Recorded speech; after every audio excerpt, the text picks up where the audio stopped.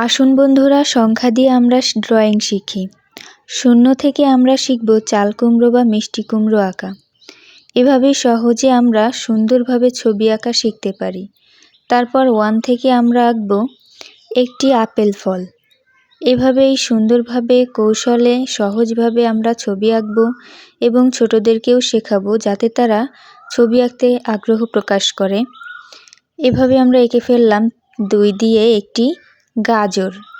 তারপর 3 দিয়ে আমরা আঁকব একটি বেগুন। খুব সহজে আমরা একটি বেগুন এঁকে ফেললাম।